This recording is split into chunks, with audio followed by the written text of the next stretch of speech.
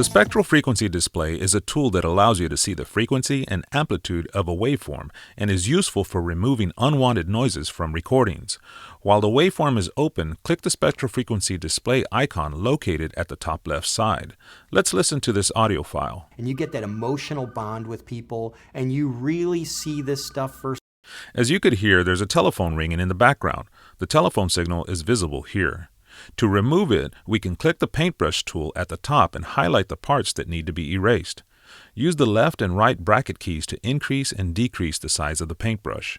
You can also add to the highlighted areas by holding the Shift key. Click Delete to erase the highlighted areas, then click G.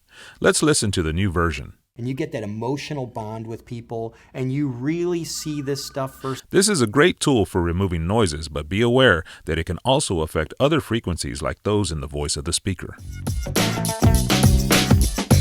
The spot healing brush is another great tool for removing pops and clicks in a recording.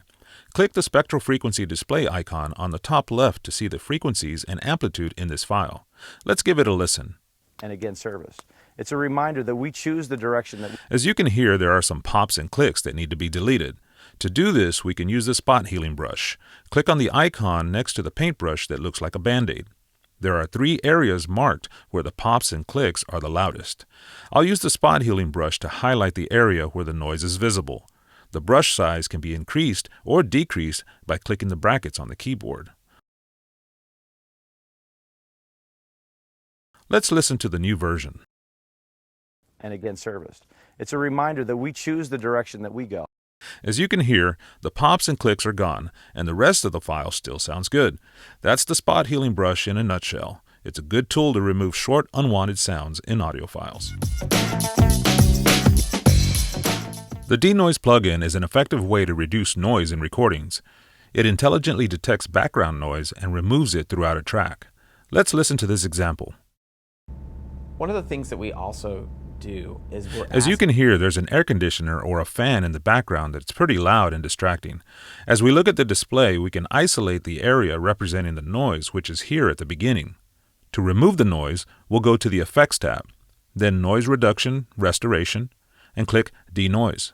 I'm going to use the default setting and click the Loop button to loop the track.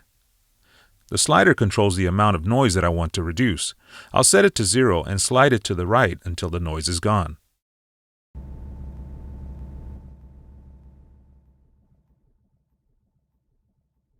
That sounds good. Now I'll click G, then Apply. I can also fine-tune the noise reduction by choosing some of the presets in the processing focus area that target certain frequencies. Reverb is the result of sound waves bouncing off of surfaces like glass and walls. Let's listen to this track to hear an example of reverb. And I think it does start at the top. It's that networking piece. To remove the reverb, I'll go to the Effects rack. Click the first slot, then click the arrow. Here, I will select Noise Reduction Restoration, then De-Reverb at the bottom. I'll keep the preset set to default. This effect is pretty simple as it only has one slider to move, which will reduce the amount of reverb on a recording. I'm going to start the slider at 0, then slide it to the right as I play the track to monitor the amount of reduction taking place. And I think it does start at the top. It's that networking piece, because when you network with the executives... That sounds good. I'll leave the auto gain button engaged so that the narrator's voice isn't reduced with the unwanted reverb. The processing focus presets are also useful for removing reverb from specific frequencies instead of removing all of them, which can change the sound of the speaker. The sound remover effect learns the sounds that you don't want in your recordings and removes them from an entire file. Let's hear an example. Really see this stuff firsthand. That's when that lesson gets rooted. I can remove the telephone sound by opening the spectral frequency display. The tone from the ringing phone is isolated here. I'll use the paintbrush to paint over the unwanted tones. I can change the paintbrush size with the bracket keys and paint additional tones by holding the Shift key. I'll click Effects, Noise Reduction Restoration, Sound Remover Process. Keeping the setting at default, I'll click Learn Sound Model. Now I can deselect the tones on the track by clicking G and then click play to hear the new version of the track. Really see this stuff firsthand, that's when that lesson gets rooted very deeply. That sounds great. To remove complex sounds, use the sound model complexity and refinement sliders. The content complexity and refinement sliders are used to keep content. The noise reduction process effect is another tool for removing unwanted noises in a recording. Let's listen to this example. One of the things that we also do is we're asking executives. To use the effect, I'll highlight an area where the noise is isolated and preview it to make sure it contains only the sounds I want to remove. Now I'll go to Effects, Noise Reduction, Restoration, Noise Reduction Process. I'll use the default setting and click Capture Noise Print. The green section of the noise print represents the noise threshold, which means that everything above it in yellow is untouched, and everything below it in red will be affected when the two sliders below are moved. I'll click the loop button and play it to listen to the section while adjusting the sliders to remove the noise.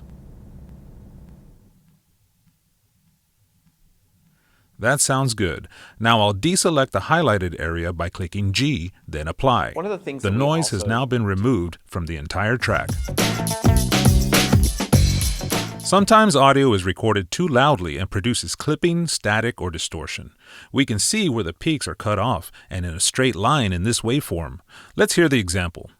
Hiring military veterans is a great business decision. We can fix the clips by clicking Effects, Diagnostics, Declipper. In the Presets drop-down, I'll click Default, then Scan to scan all of the clips in this track.